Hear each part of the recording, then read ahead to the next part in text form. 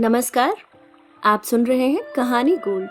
आइए दोस्तों सुनते हैं डॉक्टर पुष्पा सक्सेना जी की लिखी कहानी अनछुआ पल। फूल लगा रही हो? तुम्हारी उम्र क्या फूल लगाने की है अब? सिर के निकट पहुंचता हाथ वहीं थम गया। दृष्टि पति के मुख पर स्थिर हो गई। अधखुले होठों से एक प्रश्न बाहर आने को बेचैन हो उठा। जब उम्र थी तो क्या तुमने कभी लगाया था? लगाना तो दूर कभी कहा भी था। सुना है जूड़े में लगे फूलों के तुम प्रशंसक थे, पर मेरे मामले में बात शायद दूसरी थी ना। अब यूं घूर क्यों रही हो? चलना नहीं है? हर बात उम्र के साथ अच्छी लगती है। ठीक कह रहे हो, हर बात उम्र के साथ जुड़ी होती है। पर जिसने बिना किसी इच्छा के उम्र की इतनी सीढ़ियां पार कर ली और आज बस इसी पल इच्छा का नन्हा सा अंकुर उगाया था, वह अगर फूल लगा ले तो। हाथ में पकड़ी नन्ही कली ड्रेसिंग टेबल पर रख वह उठ खड़ी हुई। जिंदगी के 48 बरस लंबे सुगंधहीन बयार से बीत गए। घर भर की आशा के केंद्र रवि भैया बीएससी के मेधावी छात्र थे। परीक्षा के बाद प्रतियोगिताओं में उनकी सफलता अवश्यंभावी थी।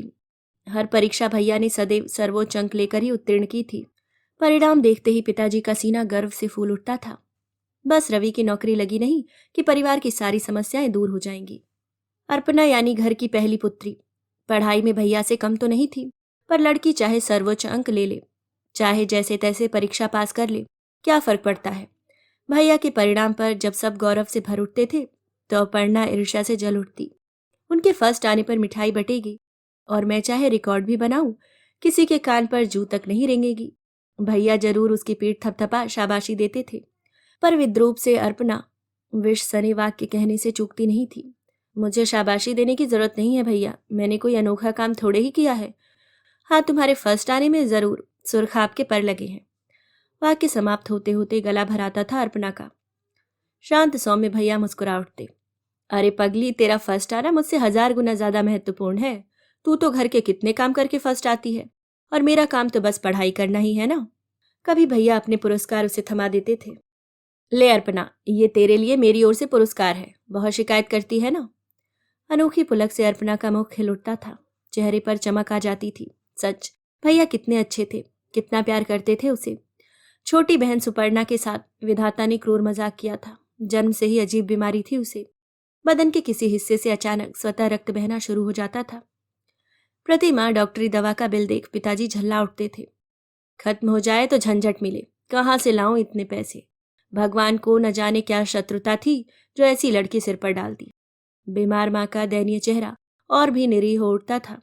कमरे में बैठी सुपर्णा अपराध बोध की लज्जा से सिर भी न उठा पाती थी। सच ही तो था, एक ऑफिस में मामूली बाबू, पिताजी का वेतन ही कितना था, बड़े बेटे अर्पणा की पढ़ाई, उस पर सुपर्णा की कभी न समाप्त होने वाली बीमारी। न जाने रोज अपने लिए इतना सब सुन रक्त बहाती सुपर्णा जी कैसे रही थी। सुपर्णा के जन्म के बाद से माँ भी प्राय अस्वस्थ ही रहती थी। बीमार पुत्री की जन्मदात्री होने के अपराध को उन्होंने स्वयं होठ सीकर आजीवन झेला। पुत्री की बीमारी पर आए खर्चे को देख माँ ने अपनी बीमारी को कभी जाना नहीं था। अपर्णा कभी छोटी बहन के प्रति ममत्व से भर उठती तो कभी अनावश्यक बोझ समझ झुंझला उठती। 15 वर्षीय अपर्णा हाई स्कूल की परीक्षा दे चुकी थी। साथ की किसी लड़की ने सब सहेलियों को घर बुलाया था। सहेली के घर के लॉन के चारों ओर खिले फूलों को देख अपर्णा मुग्ध हो उठी थी। इतना सौंदर्य, काश इस सौंदर्य को वह हमेशा के लिए नैनों में समेट पाती।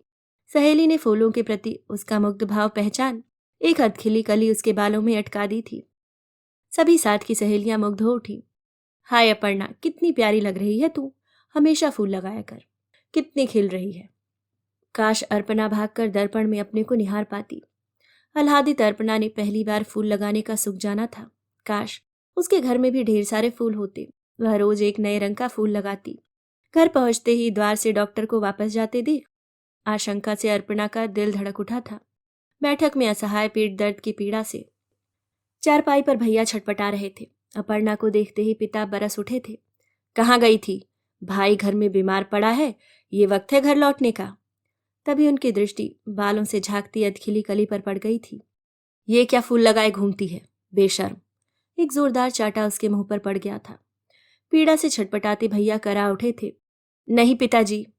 माँ ने धीमे से उसे अपनी ओट में कर लिया था। क्रोध, अपमान, आक्रोश से अर्पणा का रोम रोम जल उठा था। जी चाहा था ढेर सारे फूल ला एक एक बाल में पिरो पिताजी को दिखाए। पर क्या उस दिन के बाद कभी वह एक फूल भी लगा सकी? भैया को डॉक्टर ने अस्पताल में चेकअप की सलाह दी थी। दूसरे दिन पूरे चेकअप के बाद अगले दिन डॉक्टर ने गंभीर स्वर में पिताजी को जो कुछ बताया था, उसका आशय था कि भैया की दोनों किडनी एकदम खराब हो चुकी है। क्या? पिताजी पर मानो पहाड़ टूट पड़ा था। ऐसी अविश्वसनीय बात पर वह कैसे विश्वास करे?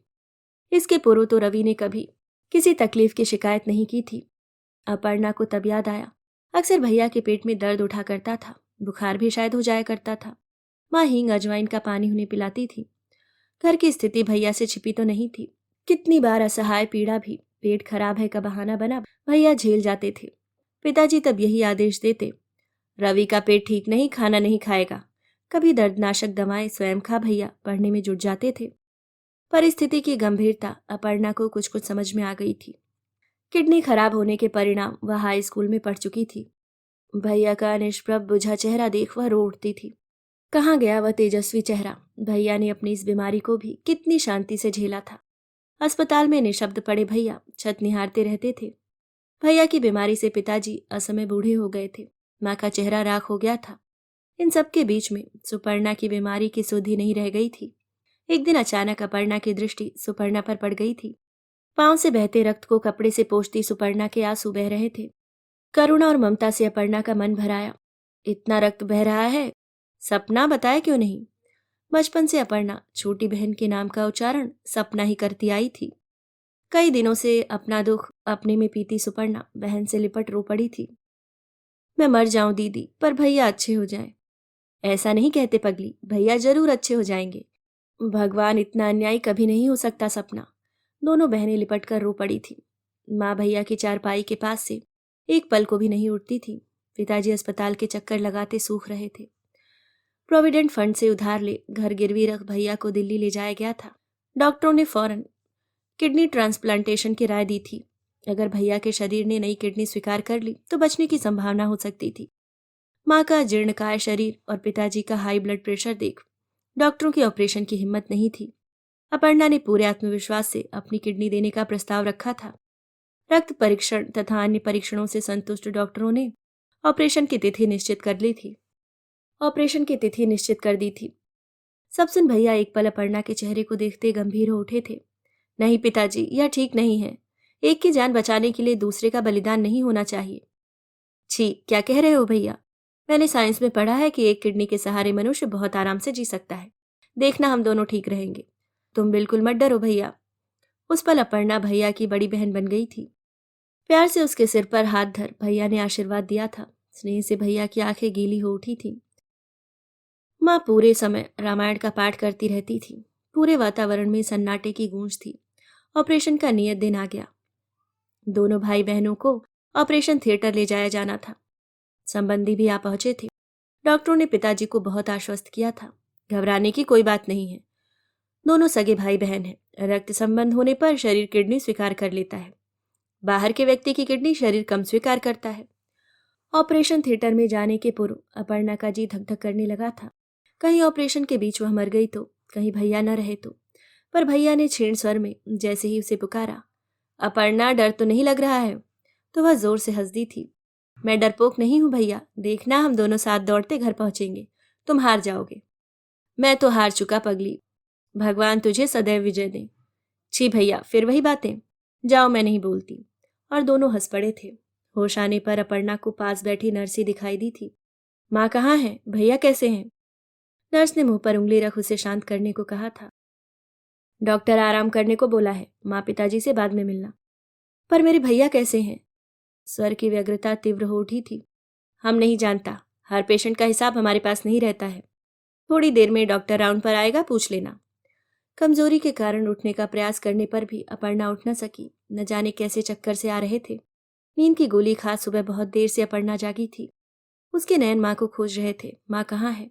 क्या भैया सीरियस हैं? पिताजी क्यों नहीं आए? नर्स उत्तर में मौन ही रही। तभी एक डॉक्टर ने कमरे में प्रवेश किया था। अपर्णा, तुम बहुत बहादुर लड़की हो। यूं चिल्लाने से तुम्हारे टाके टूट सकते हैं, जानती हो ना?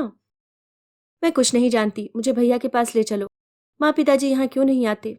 ठीक है, अभी तुम्हारी माँ को लाता हूँ। कहकर डॉक्टर जो गए तो आना ही भूल गए। जबरन नर्स ने गोलियां निगलवा दी और वह फिर नींद की गोद में जा सोई थी। शायद तीसरे दिन पिताजी आए थे। एकदम सफेद चेहरे पर सूजी लाल आंखें देख अर्पणा चीख उठी थी। जीवित शव और किसे कहते होंगे। पलक के पास खड़े पिता रुदन कर रहे थे। तेरा त्याग भी उसे बचा न सका बेटी, वह चला गया। हमारा रवि हमें छोड़ गया बिटिया। भैया, अपर्णा चीख कर रो उठी थी। आवाज सुन डॉक्टर भागे आए थे। पिता को कंधे से पकड़ पास की कुर्सी पर बिठाया था। छी, ये क्या कर रहे हैं विश्वनाथ जी? अब तो अपनी इस बेटी का मुख देखकर संतोष कीजिए। कहीं इसके टाके टूट गए तो मुश्किल हो जाएगी। संकेत पाते ही नर्स ने अपर्णा के हाथों में इंजेक्शन दे उसे शांत कर दिया था। पूरे 15 दिन सोते जागते रोते बिताकर अपर्णा जब घर पहुंची तो माँ चारपाई पकड़ चुकी थी। बेटे के लिए हाहाकार करती माँ के लिए अपर्णा माँ बन गई थी। सुपर्णा अपनी बीमारी भुला अनभ्यस्त हाथों से किसी तरह माँ का पथ्य तैयार करती। आंचल से आंसू पोंछती जाती थी। अपर्णा के गले से लिपट जब वह रोई तो उसे संभाल पाना कठिन हो गया। हर संभव यत्न के बावजूद माँ का स्वास्थ्य छीड़तर होता गया। पिता की झुर्रियां गहराती गईं। सुपर्णा का रक्त न जाने किस मिट्टी से रिश्ता रहा। एक दिन सोते में दोनों बेटियों को बिलखता छोड़ माँ ने सब दुखों से विदा ले ली। माँ के बाद सुपर्णा के लिए अपर्णा ही माँ बन गई। पिताजी के बहुत कहने पर भी अपर्णा ने कॉलेज ज्वाइन नहीं किया। सुपर्णा को कौन देखेगा। कॉलेज की प्राचार्य स्वयं घर चलकर आई थी। पूरे बोर्ड में द्वितीय स्थान पाने वाली अपर्णा को अपना भविष्य यूं चौपट नहीं करना चाहिए। पिता उसे समझाकर थक गए थे, पर अपर्णा ने जिद ठान ली थी, मैं प्राइवेट पढ़कर परीक्षा दूंगी। घर के सब काम निपटा कमरे के कोने में लैंप जलाकर पढ़ती अपर्णा के सामने भैया आकर बैठ जाते थे। फर्स्ट आना तो तेरा महत्व रखता है अपर्णा, देखना घर को तो तू ही संभाल रही है। वही शांत सौम्य मुखड़ा, वही हंसती सी मुस्कान याद कर अपर्णा सिसक उठती। तुम हमें यूं क्यों छोड़ गए भैया। इंटरमीडिएट की परीक्षा अपर्णा ने प्राइवेट दी थी। प्रथम श्रेणी में जब उसने परीक्षा उत्तीर्ण की तो सब उसकी भूरी भूरी प्रशंसा करते रहे, पर उसे शाबाशी देने के लिए उसके भैया कहाँ थे। रात भर आंसुओं से तकिया भिगोती अपर्णा प्रातः सामान्य कामकाज में जुट गई थी। सब कुछ स्वाधीन एक रस्सा जीवन चलता रहा। अपर्णा ने बीए की परीक्षा भी उत्तीर्ण कर ली। घर पर ही एमए की पढ़ाई शुरू कर दी थी। भैया उसे डॉक्टर बनाना चाहते थे, वह तो अब सपना था, पर एमए के बाद थीसिस लिख वह भैया की इच्छा जरूर पूरी करेगी। सुपर्णा ने अपना अस्तित्व दीदी में ही लीन कर दिया था। उसकी बीमारी डॉक्टरों ने लाइलाज घोषित कर दी थी, फिर भी इंजेक्शन और दवाइयां चल रही थी। ऑफिस में पिताजी की तबीयत खराब हो गई। सूचना पाते ही अपर्णा भागकर अस्पताल पहुंची तो पिता के नैनों से आंसू बह रहे थे। हार्ट अटैक के साथ ही लकवे का भी असर हो गया था। पुत्री के सिर पर सांत्वना का हाथ धर पाने की भी शक्ति शेष नहीं रह गई थी। अपर्णा की 1 माह की अथक सेवा पर पानी फेर उन्होंने आंखें मूंद ली थी।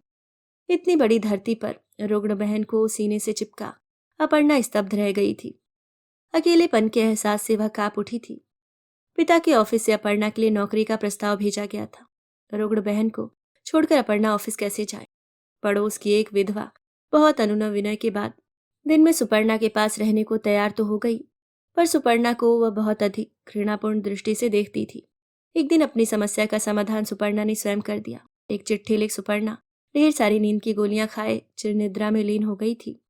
दीदी, मेरे कारण तुम कितनी परेशान रहती हो। मेरे जीवन का क्या कोई अर्थ है।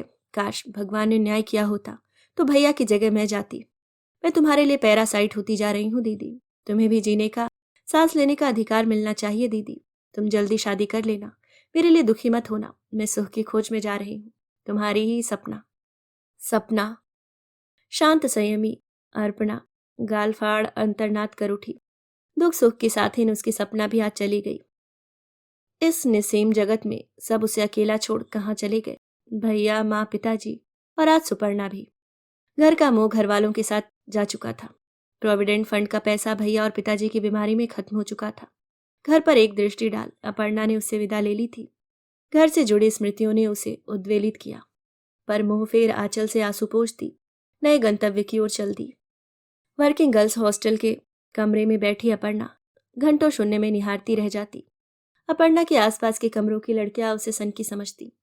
अपर्णा के पास किसी बात के प्रतिवाद का समय भी तो नहीं था जो वह झेल चुकी थी। उसके अलावा कुछ और सोच पाने का उसमें साहस ही न था।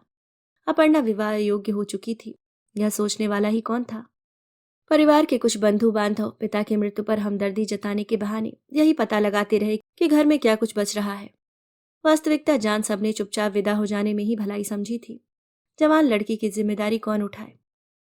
मशीनी ढंग से सुबह ऑफिस जाना और संध्या 5:30 या 6 बजे वापस हॉस्टल पहुंचना। खाने के नाम पर अपर्णा कभी चाय के साथ सूखी ब्रेड निगल जाती तो कभी भूखी ही सो जाती। अनजाने गुपचुप किसी हितैषी संबंधी ने उसके कानों में यह बात डाल दी कि लाख कोशिशों के बावजूद कोई लड़के वाला उस जैसी मनहूस लड़की को स्वीकार करने को तैयार नहीं है। सबको खत्म करके पिता का राज्य पाया है। पीड़ा से अर्पणा तिलमिला उठी, पर प्रतिक्रिया किस पर करे? ऑफिस में साथ की लड़कियों से भी उसने बात बंद कर दी थी। कोई उसे घमंडी कहता तो कोई सिरफिरी। इसलिए जब सहकर्मी इंद्र ने उसकी ओर सहानुभूति का हाथ बढ़ाना चाहा तो अर्पणा ने रुखाई से झटक दिया। उसे किसी की दया नहीं चाहिए।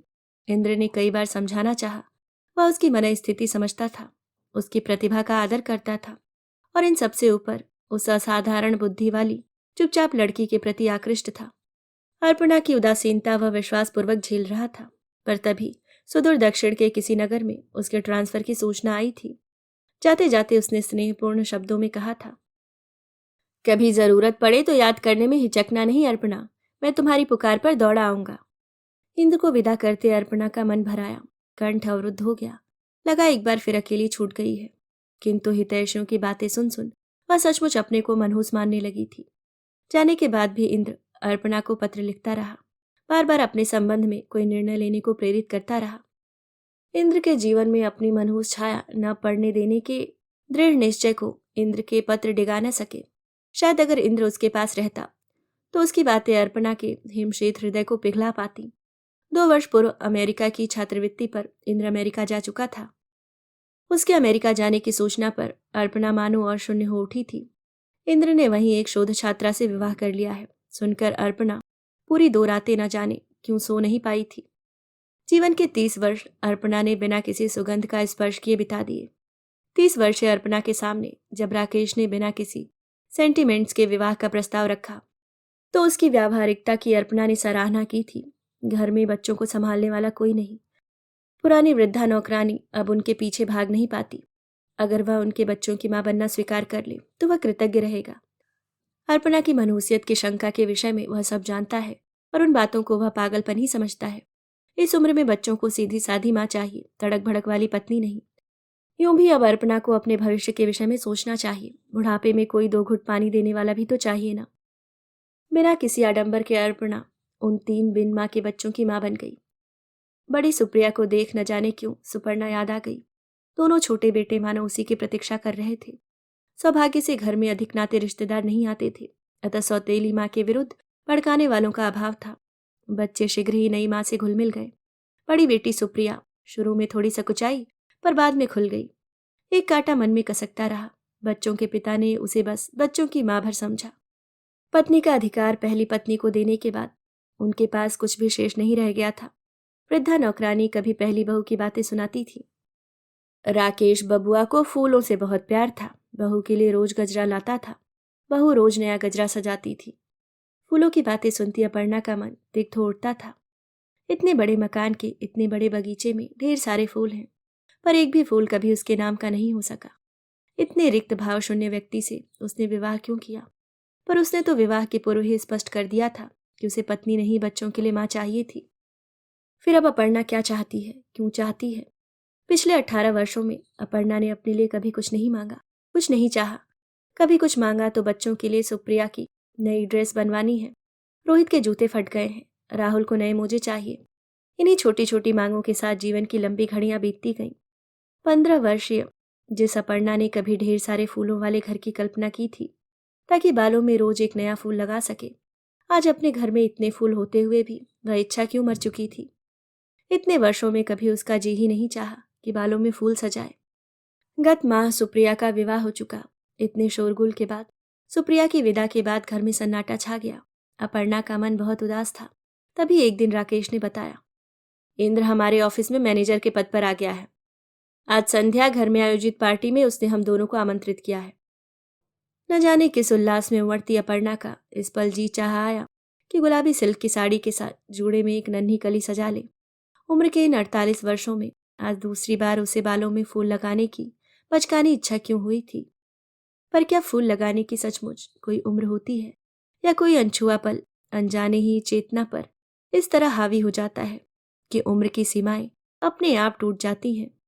इंद्र का घर पास आता जा रहा था। अभी आप सुन रहे थे डॉक्टर पुष्पा सक्सेना जी की लिखी कहानी अनछुआ पल। उम्मीद करती हूँ दोस्तों कहानी पसंद आई होगी। धन्यवाद।